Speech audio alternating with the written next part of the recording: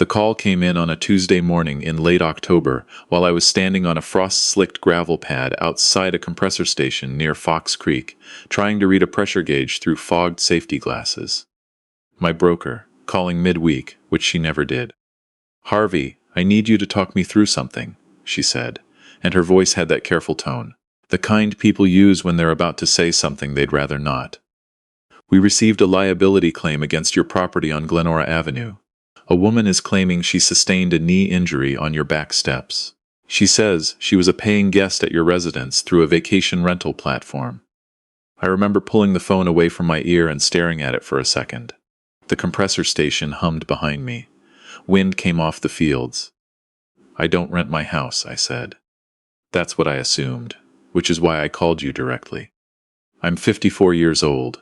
I've worked pipeline integrity for almost 20 years, spending 3 weeks at a time out in Northern Alberta or northeastern BC, then coming home to Edmonton for a week or so before going back out. It's a good living, demanding work, and the solitude doesn't bother me. After my marriage ended 4 years ago, my ex-wife moved to Victoria to be near her sister, and I kept the house in Glenora. A 100-year-old 2-story with a deep porch, original hardwood that groans in winter, and a kitchen I just had renovated the previous spring. It was the one thing I'd insisted on keeping in the settlement, because it was the only place in the world that felt genuinely mine. When I was out on a site for weeks at a stretch, knowing that house existed, knowing it was waiting, was what kept me steady. I thanked my broker and told her I'd call her back within the hour. Then I sat in my truck and did something I probably should have done months earlier. I called the woman next door. She and her husband had lived beside me since before I bought the place. She was the one who'd left a note on my door when a shingle blew off my roof 2 winters ago, who'd taken in a package during a long stretch in February. We waved across the driveway. We talked briefly over the fence when I was home. It was the comfortable, low-maintenance kind of neighbor relationship that I'd always been grateful for. I never told her my schedule explicitly, never asked her to keep an eye out. I assumed everything was fine. "Harvey," she said, picking up after 2 rings. Her voice was warm but cautious. "I'm glad you called, actually." "I need to ask you something," I said. "Has anyone been at my house while I've been away?" There was a pause, a long one. "I thought you'd started renting it out," she said slowly. "Cars in the driveway, different every few days. People with luggage. I figured you'd decided to make some money off it while you were on the road. I almost knocked, a couple months ago, but then I thought, well, it's not really my business, is it?" I didn't want to pry. I told her it was absolutely her business. I thanked her, and I hung up before she could hear how badly my hands were shaking. I called my lawyer next. She was a practical woman I'd used through the divorce and a property dispute some years earlier. I told her what my broker had said, what my neighbor had confirmed. She listened without interrupting. "Don't change the locks yet," she said immediately. "Don't confront anyone. And do not go into the house unannounced while someone might be there. If a liability claim has been filed, anything you do impulsively right now could complicate your legal position. You need documentation first. Evidence that you never authorized any rental activity, that the claim is fraudulent. Get a paper trail before you make any moves." She told me to go home quietly, install cameras if I could do it without alerting anyone, document who was coming and going, and then bring her whatever I'd collected before approaching the police. I finished my shift. I didn't sleep well that night. Before I drove south the next afternoon, I sat in the work trailer with my laptop and typed my home address into VRBO. It was there. Glenora Heritage Home, quiet residential neighborhood, steps to the river valley. The photos were of my house, my living room, with the reading lamp my daughter had given me for my 50th birthday. My kitchen, freshly renovated, the new subway tile backsplash gleaming in the photo like something from a design magazine. My back garden with the cedar privacy fence I'd put up the summer before. The listing described it as a lovingly maintained character home, perfect for business travelers and families, with tasteful furnishings and a well-equipped kitchen. $195 a night. 11 reviews. The earliest was dated June. It was now late October. I sat very still for a full minute. Then I closed the laptop and started driving south. I didn't go directly home. I parked on a side street 2 blocks over and walked. The afternoon was gray and cold, the flat Edmonton October sky that sits on your shoulders. I came around the corner and stopped. There was a mid-size SUV in my driveway with Saskatchewan plates, luggage on the porch. As I watched from the sidewalk, a man I'd never seen in my life opened my front door from the inside and stepped aside to let a couple and a teenage kid roll their bags through. He smiled, shook the man's hand, gestured toward the staircase, like a host, like it was his place to gesture in. I walked back to my car and drove to a Canadian Tire. I bought 3 wireless cameras and a doorbell camera. I spent that night at a Marriott near the Whitemood, reading everything I could find about rental fraud and building a list of what I needed to document. I waited until mid-morning the next day, when I was reasonably sure the Saskatchewan family would be out sightseeing, before going back. Parked a block away, watched the street for 40 minutes. Nothing moved. I let myself in through the side door. Standing in my own hallway was one of the stranger things I've experienced. Everything looked almost normal. Almost. There were throw pillows on the couch that weren't mine, neutral beige, the kind of generic comfort that vacation rentals use. There was a small wicker basket on the kitchen counter, with a folded card propped against a bottle of maple syrup, a welcome card, on my kitchen counter. The master bedroom had been made up like a hotel room. Tight corners on the duvet, 2 bottles of water on each nightstand, a small stack of folded towels on the dresser. My framed photos were gone from beside the bed.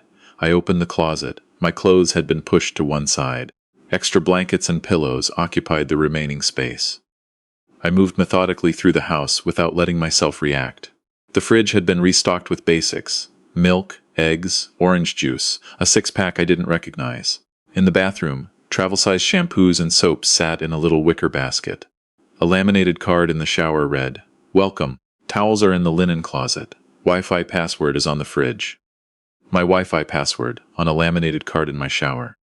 I installed the cameras: living room, kitchen, the front hallway, and the doorbell camera covering the approach to the front entrance. I chose angles carefully, making sure I had sight lines to the front door and the dining table both. Then I left everything exactly as I'd found it and drove back to the hotel. The doorbell camera sent a notification at 4:17 that afternoon. A man in his mid-30s, well-dressed, carrying a messenger bag, walked up to my front door with the easy familiarity of someone who'd done it dozens of times.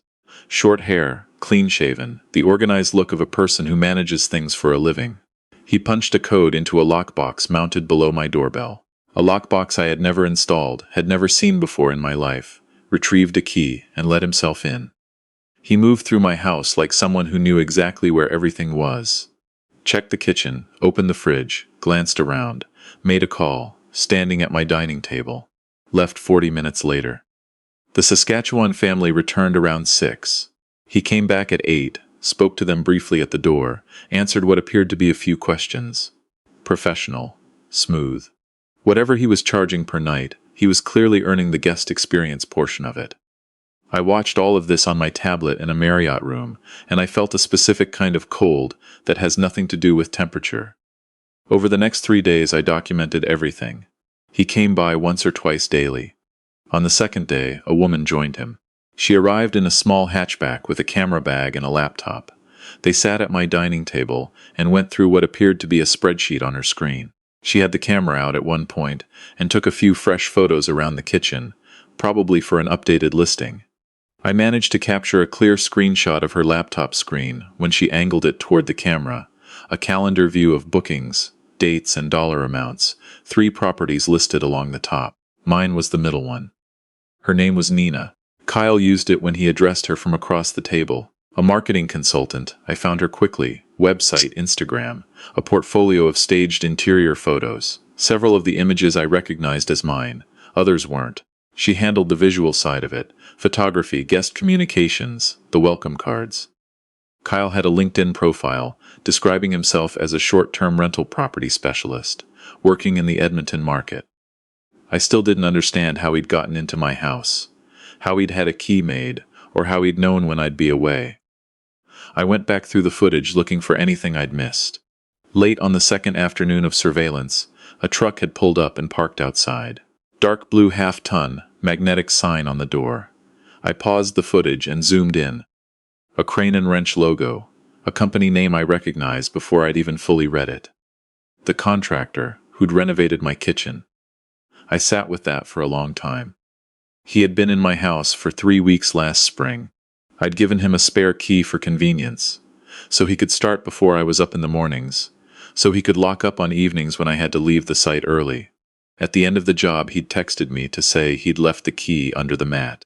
I'd picked it up the following weekend and never thought about it again. I had no way of knowing if that was the original key or a copy. I hadn't verified. It hadn't occurred to me to verify. In the camera footage, the contractor's truck sat outside for about 20 minutes. Kyle came out, leaned against it, had a relaxed conversation with the driver. Comfortable with each other. At ease. I looked up the contractor's business registration that evening. Under related persons was a secondary contact with the same surname as Kyle. Brothers-in-law. The kitchen renovation. 3 weeks in my house, access to my schedule, because I'd told him openly when I needed to be present for inspections and when I'd be away. He'd done excellent work. I'll say that honestly. The backsplash was perfectly laid. And then he'd handed a copy of my key to his brother-in-law and passed along my departure dates for 5 months running.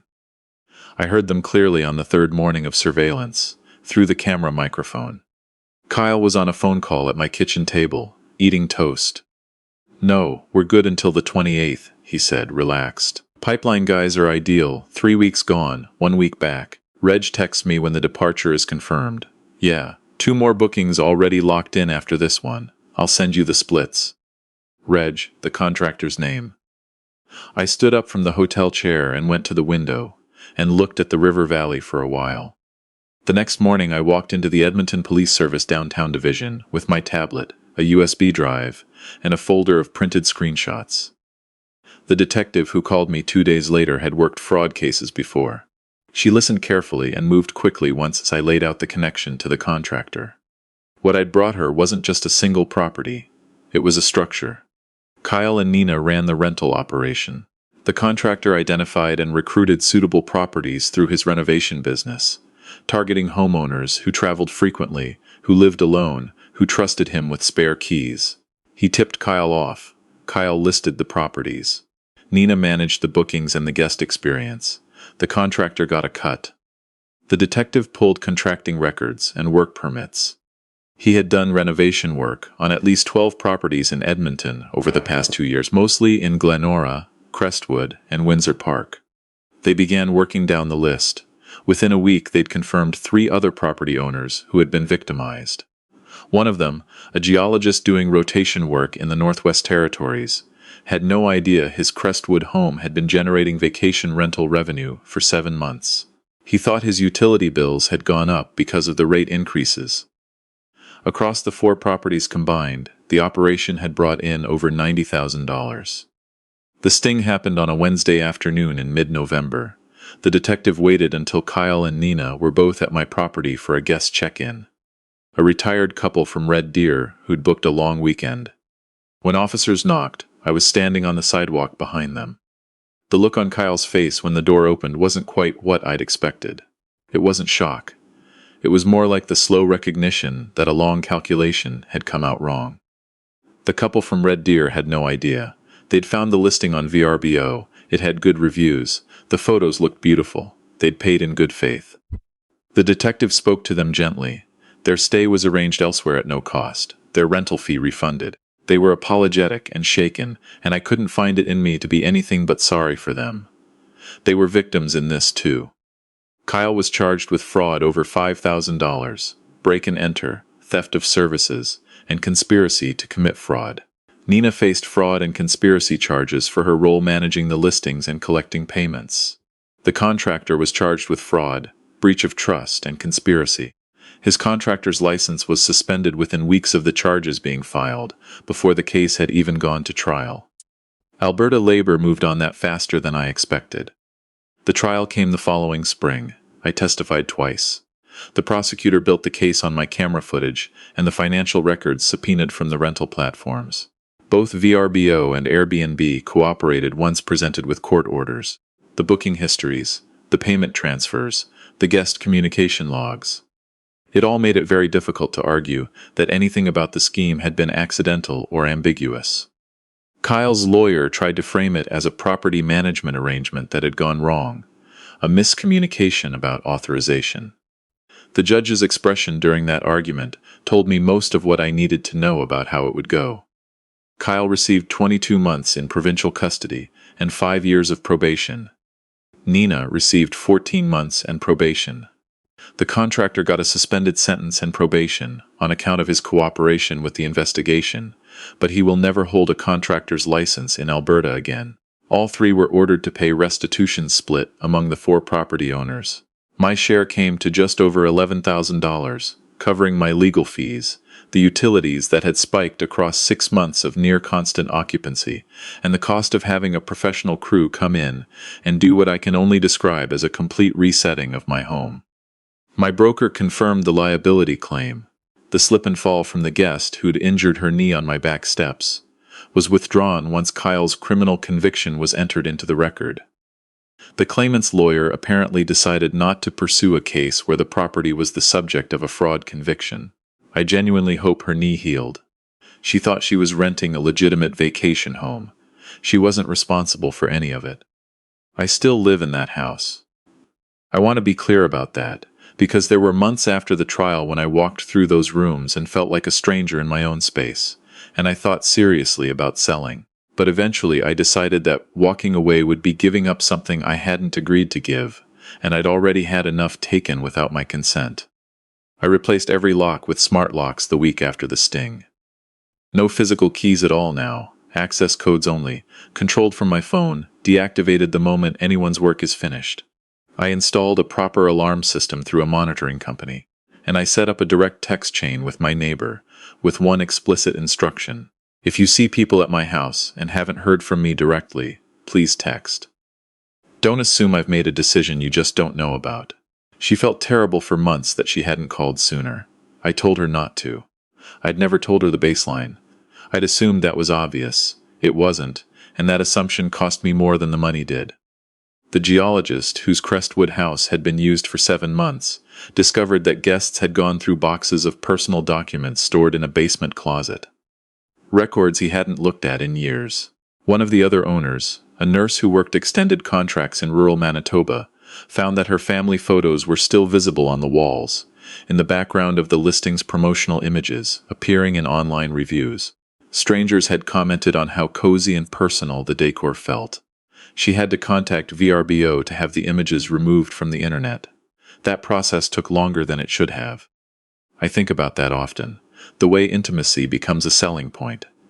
The reading lamp your daughter gave you, the quilt your mother made, the stack of books on your nightstand, they become amenities for someone else's weekend. They weren't just renting my house. They were renting the impression of my life, without knowing it and without caring. What stays with me most, looking back, isn't the fraud itself. It's the structure underneath it. The contractor didn't break into my house.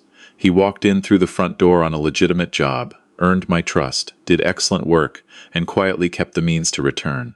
The whole scheme ran not on force, but on access.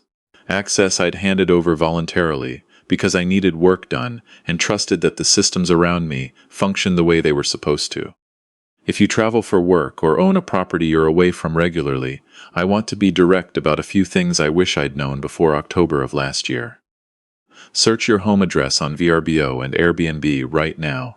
It takes 30 seconds.